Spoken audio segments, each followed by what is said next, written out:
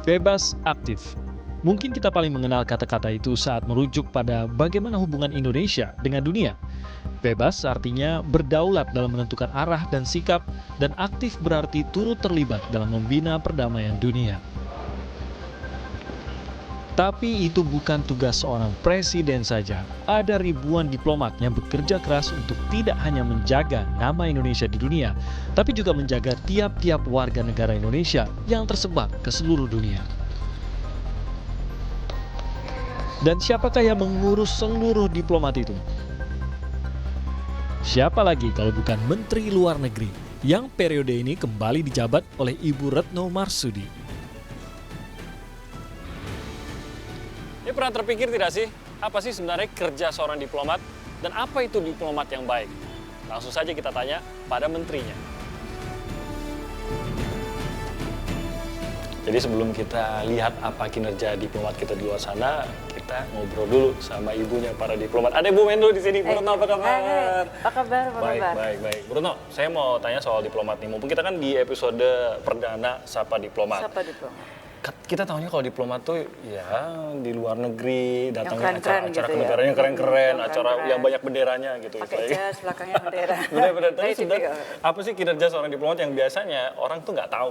Sebenarnya diplomat itu kerjaannya banyak banget. Memang yang tampak di kamera, televisi atau di koran atau di online itu selalu sedang bernegosiasi, mendatangi hadir di kepala negara pertemuan gitu ya. di samping para kepala negara, penyambutan yang kelihatan bukan mewah tapi agung, besar dan sebagainya. Tapi di balik itu banyak sekali pekerjaan yang mungkin oleh publik tidak diketahui. Misalnya pernah nggak dibayangkan berapa lama kita harus melalui tahapan sampai statement atau bahan pidato itu bisa di-approve oleh presiden, kemudian dibacakan oleh presiden di pertemuan-pertemuan KTT. Prosesnya panjang banget sebenarnya. Prosesnya panjang, back and forth.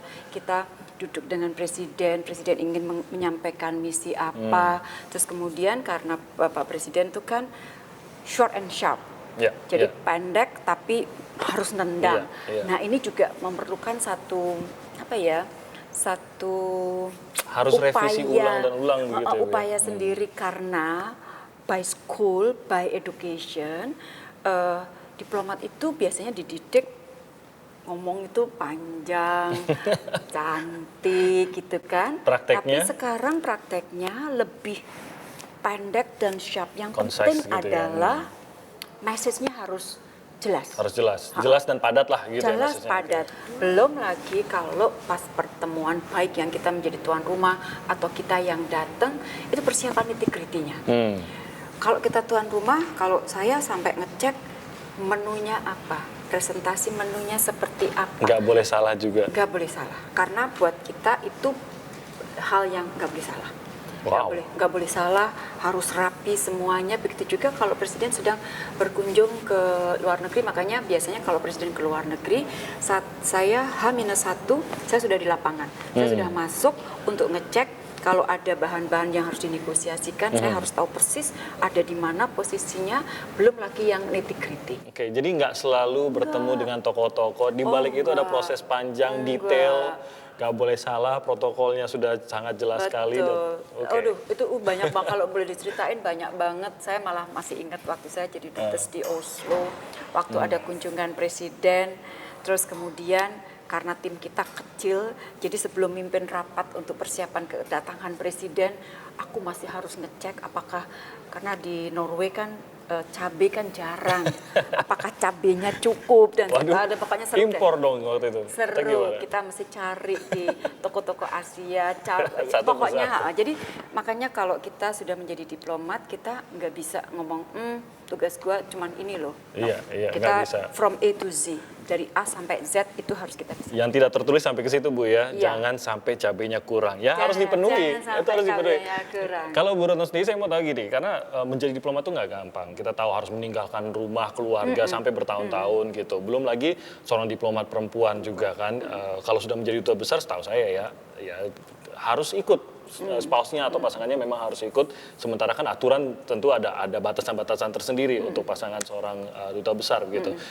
ada nggak mungkin di sejarahnya Ibu Retno sepanjang karir itu teman-teman yang entah satu angkatan lah atau mungkin yang Ibu kenal yang sampai akhirnya menyerah saking beratnya hidup menjadi seorang diplomat ini? Temanku satu angkatan perempuan ada 2 yang sebenarnya tidak menyerah, tetapi dia kemudian memutuskan untuk bekerja di tempat lain. Tetapi yang masih stay di Kemlu sampai sekarang kita masih utuh. Apa yang membuat seorang menjadi diplomat yang baik? Satu, dia harus memiliki integritas yang tinggi. Karena dialah yang akan membela negaranya. Kalau dia tidak memiliki integritas yang kuat, nggak mungkin. Yang kedua, dia harus memiliki komitmen yang kuat, termasuk mungkin passion itu ya, harus mencintai pekerjaannya.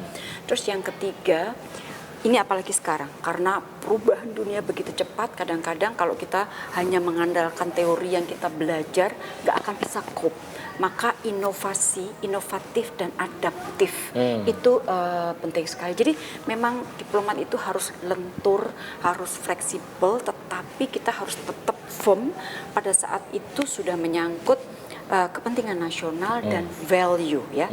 Value norm itu harus tetap kita pegang. Jadi pokoknya asik deh menjadi diplomat. Oke, jadi itu gambaran beberapa tugas-tugas diplomat, tapi Bu Retno mohon izin, kalau kita hanya mendengar tuh rasanya belum greng gitu Bu. Harus ngelihat. Harus ngelihat sendiri. Saya mohon izin, boleh nggak Bu? Saya datangi beberapa diplomat-diplomat kita yang tersebar di luar negeri. Boleh dong, pasti boleh. Izin Ngobrol ya, dengan mereka supaya bisa publik bisa paham, oh ini loh kerja diplomat yang ternyata tidak gampang tapi asik. Saya mau cari, ada nggak diplomat yang masih nyari cabai di Austria seperti Bu Retno pada waktu itu? Izin ya Bu, kita datangi beberapa diplomat kita di luar negeri, khususnya di program Sapa Diplomat. Bu Retno, terima kasih banyak atas waktunya.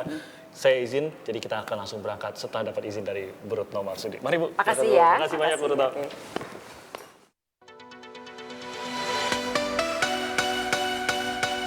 Sudah dapat restu dari Bu Menteri Luar Negeri, kita berangkat. Tidak mudah memang mengurusi seluruh kantor perwakilan Indonesia di berbagai negara dunia. Bayangkan, ada 95 kedutaan, 31 konsulat jenderal, 3 perutusan tetap alias PTRI, dan 3 konsulat yang harus diurusi. Dan secara total ada hampir 2.000 diplomat di baliknya yang bekerja sebaik mereka mewakili Indonesia. Udah dapat izin dari Menlu, jadi kita nggak akan pernah tahu benar-benar pekerja diplomat itu seperti apa kalau nggak nyamperin diplomatnya lagi bertugas. Sapa Diplomat ke negara pertama, kita ke Singapura.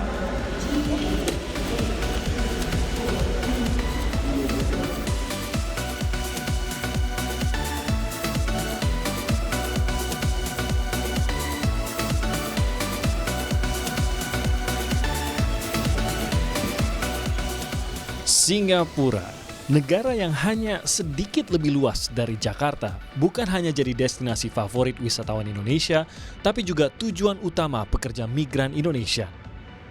Ada lebih dari 120.000 pekerja migran Indonesia yang bekerja di Singapura dengan tujuan mendapatkan penghasilan yang lebih baik.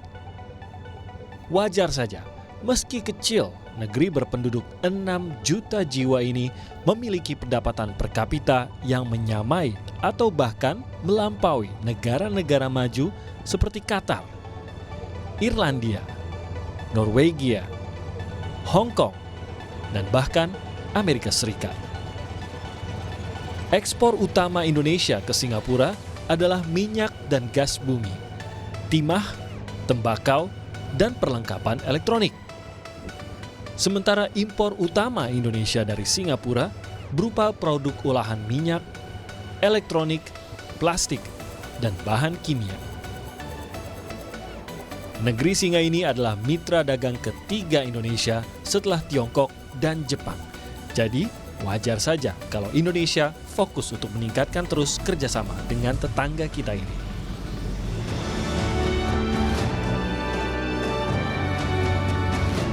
Dan inilah kedutaan Indonesia di negeri Singa, cuma 5 menit dari pusat perbelanjaan Orchard.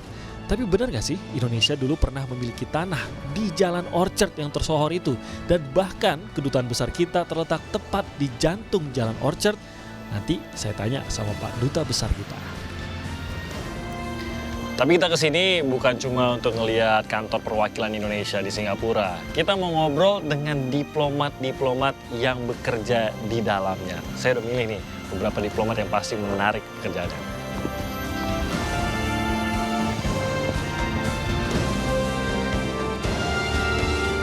Salah satu diplomat yang membuat saya penasaran adalah Marlisa Wahyuningsi Supeno alias Icha. Icha adalah salah satu diplomat di Singapura yang tidak hanya menjalankan fungsi utama di KBRI, namun juga menjadi penerjemah tetap Ibu Negara Iriana Joko Widodo.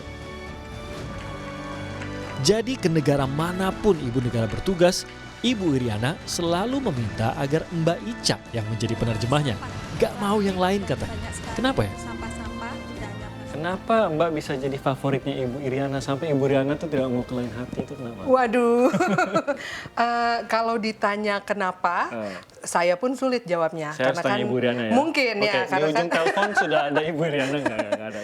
Karena kan ya mungkin preferensi beliau. Tapi yang pasti kami sebagai penerjemah yang ada di Kemlu itu memang diberikan pelatihan khusus untuk melakukan penjuru bahasan untuk tingkat kenegaraan. VIP gitu ya. Untuk menteri, untuk wakil presiden, untuk presiden dan ibu negara. Hanya ibu negara saja atau menerjemahkan juga untuk ya itu tadi menteri kalau ada kunjungan dan lain-lain? Awalnya dulu tahun 2014 saya pernah bertugas untuk presiden Pak Jokowi dan beberapa menteri.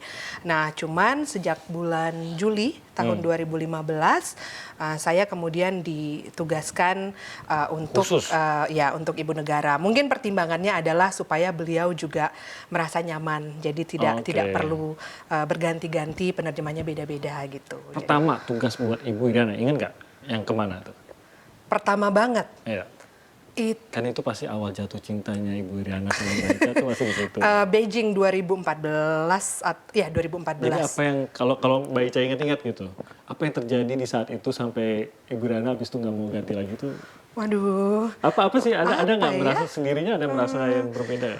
Mungkin kalau saya kan orangnya cerewet ya Mas. Oh, ngaku ya?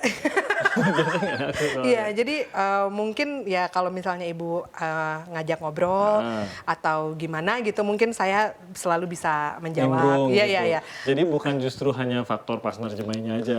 Iya. Di luar itu ngobrol juga sama Ibu Iriana. Kadang-kadang kalau ibu mengajak ngobrol atau mungkin ibu bertanya, mungkin saya bisalah menjawab. Itu masih terkait dengan Ibu Negara lah. Yang mungkin Mbak Icha kaget, Ibu Negara suka ngobrol soal ini juga ya, film lah atau musik lah atau apa gitu yang di luar tugas sebagai Ibu Negara. Lebih ke ini sih maksudnya. Makanan kali enggak? Iya, makanan kebiasaan juga. Kebiasaan buruknya Pak Jokowi mungkin. Makanan juga, makanan. Karena biasanya ibu tuh juga suka ngobrolin mengenai khas makanan Indonesia. Jadi termasuk saya juga harus ngerti bahan-bahan. Ingredients-nya satu makanan itu. Dia suka itu. ngobrol lah soal masakan. Iya, jadi kadang-kadang saya harus hafal misalnya nama-nama kue tradisional yang disajikan misalnya pada saat jamuan kenegaraan itu saya harus jadi harus cari tahu dulu nih. Kebetulan hobi makan juga Kak Hatul. Mungkin begitu. Gitu ya. Jadi Mbak Icha ini kalau misalkan Ibu Iriana berangkat dari Jakarta kemanapun di dunia gitu mungkin mendampingi Bapak Presiden gitu. Mbak Icha ini berangkat dari Singapura gitu. Pokoknya ketemu Ibu di sana ya. Biasanya tinggal WhatsApp-an ketemu di sana ya. Terus Ibu Iriana tinggal OTW gitu lah. Jadi berangkatlah ketemu di lokasi itu gitu kan. Itu tugas yang di sini gimana? Keteteran nggak?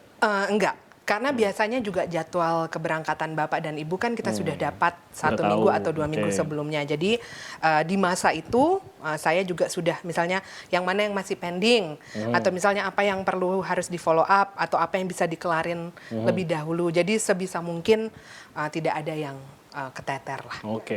Jadi ini penerjemahnya untuk Ibu Negara, khusus untuk Ibu Negara, dan ternyata Ibu Iriana sudah favorit. Jadi bestinya Ibu Iriana lah kira-kira begitu si Mbak Icha ini gitu. Thank you loh Mbak Icha, selamat menjalankan tugas kasih banyak. KBRI Singapura. Siap, terima kasih. Salam buat Ibu dari Timothy Kompas Nanti saya sampaikan kalau ketemu ya. Terima kasih Mbak Icha. Terima kasih Mas.